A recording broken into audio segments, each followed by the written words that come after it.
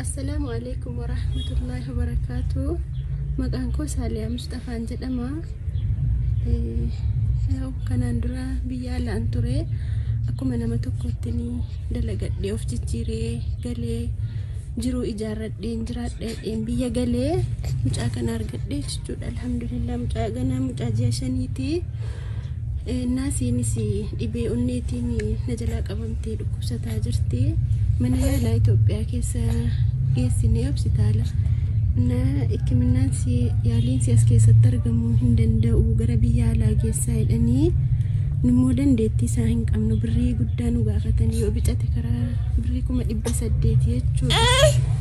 Obboloota koo rabbiif jecha mucaa duudaa kana bira akkanaa wajjin dhaabbattanii akkanaa fayyistanuu maqaa rabbiitiin isin gaafadha.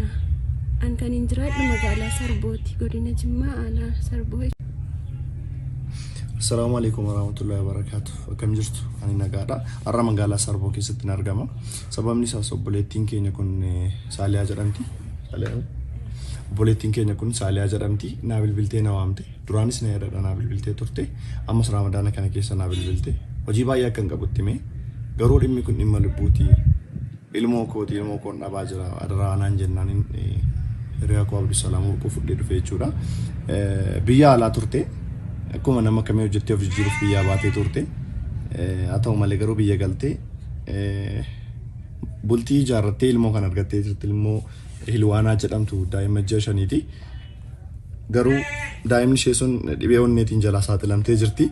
Biyya kana keessatti yaalchifachuu hin dandeenye. Abbaan warraa ishee hojjetaa mootummaati. Isheen immoo giiftiidhuma manaatti hojii biraallee hin qabde jechaadha. Waan biyya Oromaatti hojjetattee dhufte tarii manatti ijaarrattee bultii ijaarrattee jiraachaa jirti.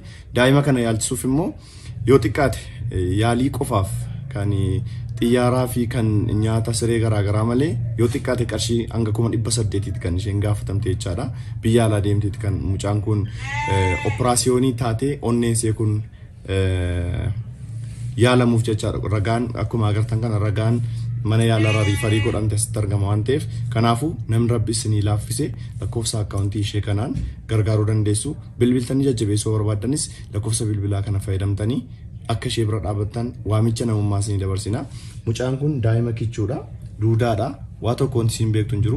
Akkuma agartan irraafama yeroo isin hargantu lapheensa hin dhahata. Akkuma isin agartan hin dhahata waan ta'eef rabbiif jecha akka obboleettii keenya bira dhaabbattanii ilmoo isii kana fayyistaniif waamicha namummaa isinii dabarsuun barbaada.